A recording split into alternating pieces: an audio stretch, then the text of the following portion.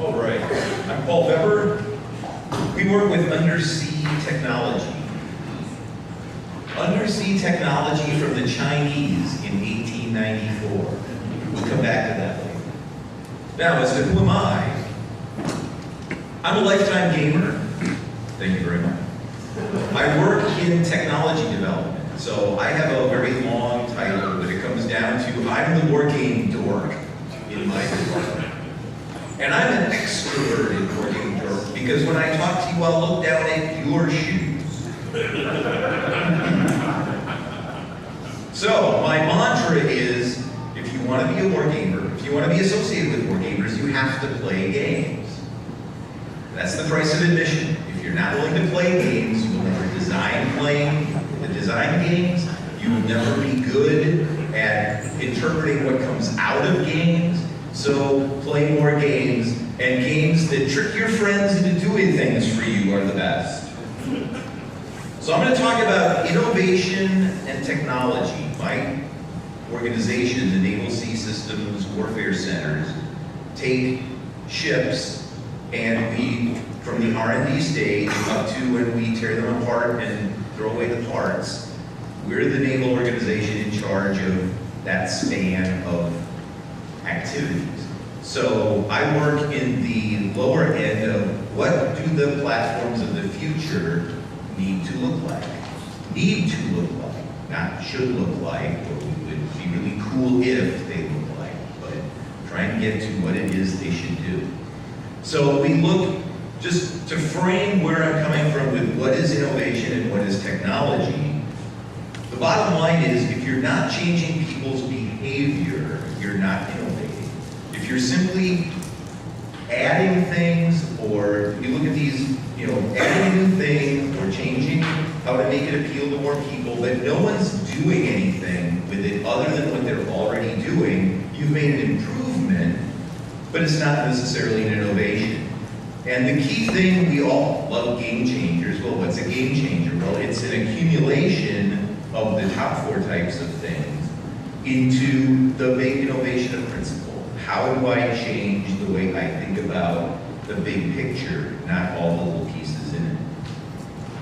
So when I talk about technology, it's not, people think, well, it's the bright shiny object that makes things go boom. Well, there's a lot more to it than that. Technology is an activity, and it includes the techniques you use to do things, the actual thing itself, how you get it, and then within what system do you use it. So when I talk about technology development, it's in the context of this holistic view on technology. So where does wargaming come in? Well, along with Phil, I'm a card-carrying analyst person from the Naval Postgraduate School. Saw some of you here. And I'm a great proselytizer of the cycle of research idea, where wargaming is a piece of a process that has to iterate, that includes analysis, supports and is supported by analysis, and you have to actually go out in the real world and do things. So you need that exercise prototyping piece. And there's different types of thinking that goes along with them, and if you want to catch me after, we can all talk about how great that deductive reasoning is. But where this stands in relation to the types of war, as you stay at the very tactical, we have things where we have people that are paid to figure out how to modulate at the millisecond level a sonar waveform, and there's not a lot of decision making in that. So wargaming doesn't apply very much. So at the bottom end of that spectrum, operations analysis tends to dominate, where the human decision making is low. But up at the high end, where you're talking about the political military things, as Stephen points out, there aren't too many experts in thermonuclear war between India and Pakistan. So that's not something you can have a computer spit you out a decision support to. So there's these roles and relationships that are complementary, and they change as the level of problem you deal with changes. So if you take this cycle of research and you blow up the piece between operations analysis and wargaming, you get a span where we like to argue in the wargaming community about what's a wargame. Well, I don't know. We We have a bunch of different ideas, but I know there are types of things that are war games. And they tend to vary in the level of abstraction that connects them to reality. So in that middle between analysis and experimentation, you have what a lot of people call exploratory war games that are very abstract. And as you go toward each end of the spectrum, I would argue that they get increasingly bound to reality, either from the point of view of people are thinking very discreetly about the tasks they will do with the exercise in, and people that are instrumenting the games to collect as much data as possible to enable analysis at the other end. The connection here between gaming and all of this is what gaming helps you do as part of those innovations that I talked about. So there's some parts in the that relate wargaming to these innovations of form and kind, but the gaming enterprise doing all those things, just as the types of innovation culminate in the change in principle, if you perform those activities related to gaming, it helps enable more easily those changes in principle. That's my hypothesis. And we're working on trying to experiment with that hypothesis by the interactive environments for time-compressed collaborative exploration of complex and uncertain decision-driven competitive landscapes. What boss won't give you lots of time to do that? Well, just don't tell them it's a game. So we had all these types of games in the spectrum. So what do you do with them?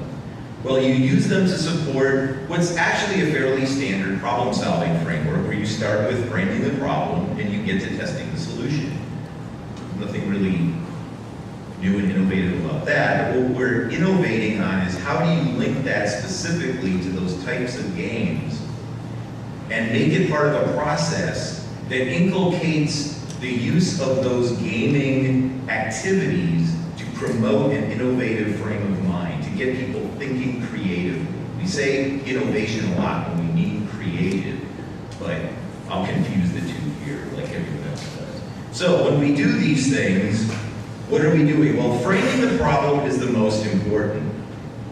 And you've seen that in the 1930s, people obviously saw the Chinese submarine tank destroyer and added airplanes to it. So you have to be careful not to take someone else's cockamamie scheme and make it better. That's a failure mode. You can overthink the problem with our seaplane desert aircraft carrier there, if you can't quite see it. So if you overthink the problem, then you're not going to get anything useful. You can take your pet rock, our steam-powered steampunk airplane there, illustrates that just because you have what you think is a great idea, it doesn't mean it applies in every situation. And then, as my friend Chris Weed likes to point out, there's the problem, the solution in search of a problem. In Star Wars, he wants to know, what is the problem that flying robots carrying buckets of lava is the solution to?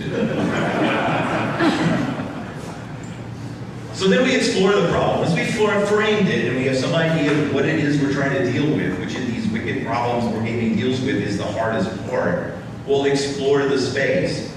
And there's Hank Brightman at the War College, he loves the liberating structures. There's a whole bunch of different options where liberating structures can help you explore that problem space. What types of solutions, or what are the aspects, what are the aspects of the problem that are amenable to being solved?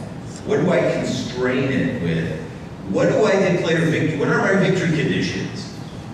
And then how do I take, since I'm going to be saddled with non-gamers, how do I ease them into the process of getting them to the trough and getting them to drink wargaming? So in our organization, we all have done yellow sticky drills. And one of my arguments to get this going is we've spent 18,000 hours with innovation cell activities to take hundreds of man hours going into a room, putting yellow stickies on the wall, to the point where we have people that come with the same cluster of yellow stickies from one event to the next and putting them up on the wall and saying, see, that's what the answer was last time. It's still the answer, right? Well, when you bring in new people, they get the yellow sticky brainstorming kind of thing. It may not be the best way of doing things, but it gets their foot in the door. And older guys who have done this before, it gets them to say, oh, I'm familiar with this, but let's see where this goes.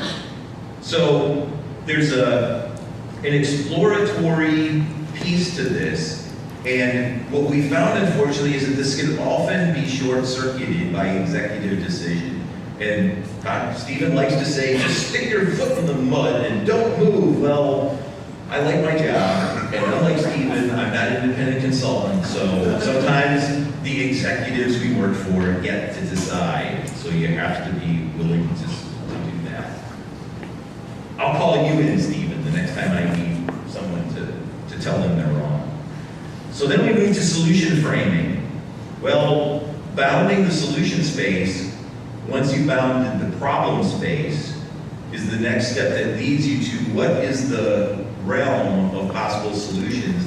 And if you open that up enough, if you think about it in terms of what are the effects I'm trying to achieve, what are the conditions that affect that, what prevents me from getting there, and then what are my alternatives within that idea of not just what my victory conditions are, but what's my theory of victory? How do I conceive of how I'm getting to that end point? And that's where the decision-making and research games come in, where you experiment in the low-E sense, in trying several times, to get to a actionable set of solutions. And they have to be actionable. So you can't just declare victory and say, all your bases are belong to us.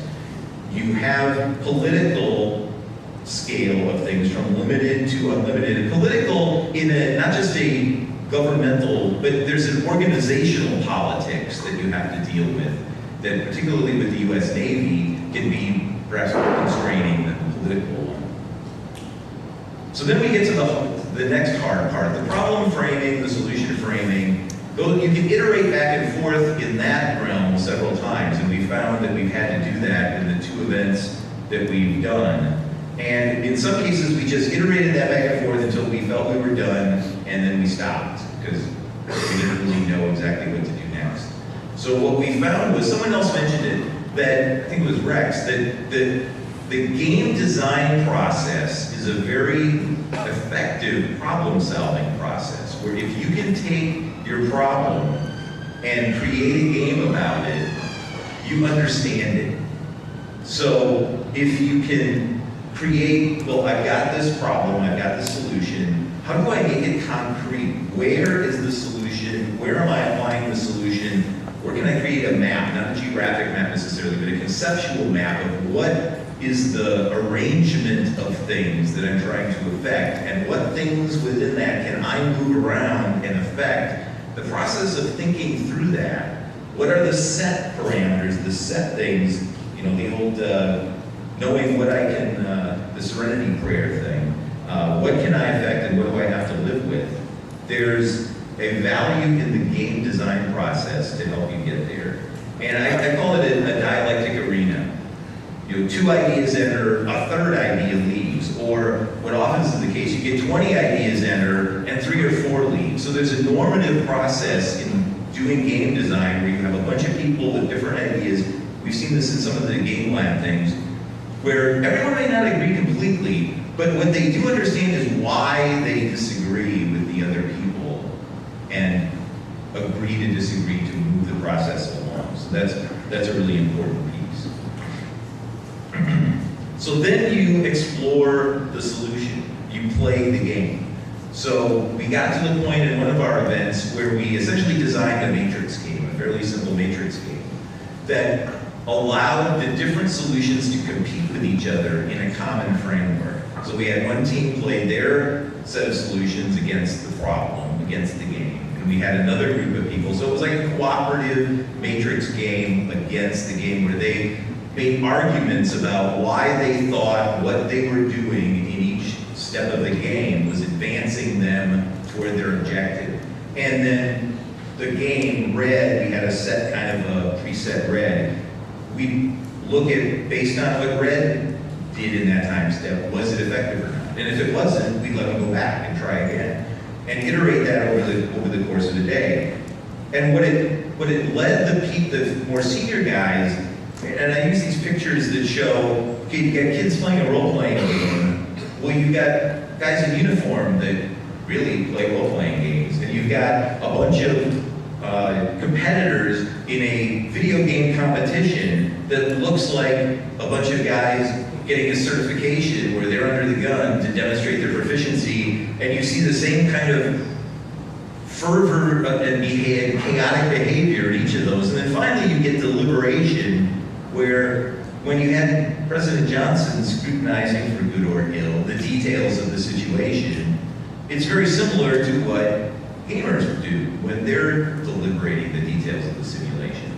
The effect may not be a good one, but it's the way things work. And this is where the experimental and analytic games come in, where you need some greater connection to reality when you're exploring the decision space than just considering what the possibilities are. So you increasingly make things more concrete as you move to the ends. It can be moving toward a solution you want to experiment with, or first moving to something you want to analyze. What of the many things we've considered do we want to invest the significant resources in to use the big iron simulations, to use modeling and simulation, to get into the details of whether this thing isn't as effective as we thought, or on the exercise end, is actually executable by sailors who are not necessarily competent subordinates all the time, as we like to think.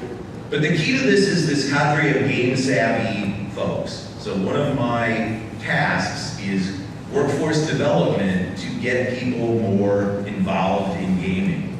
So I call this my Maoist insurgency. You corrupt the young, you break the process and cause chaos. And then hopefully there's a leader to succeed you who will boil out of that. So we have game nights. We try to get, there are gamers out there, they're in the closet. If you can get the gamers in your organization to reveal themselves, you'll find that all of a sudden there's more guys that can help you than you think. If you then get those guys, within that community, you'll find one or two guys that, hey, I've got this game and I came up with these ways to make it better. Well, there's a nascent game designer. Some people argue if you play a game, you've thought about how to make it better. But there are those people that have actually tried and succeeded in doing something that's an improvement. Those guys are gold because they understand gaming. They understand that there's reasons to make different games, and they have the power to change it. It's amazing how many people who will play Euro games and civil games, but they just don't even conceive of, well, I could change it. If I don't like something, I could do it differently.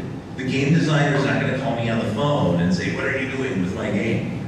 At least none of them that I've had.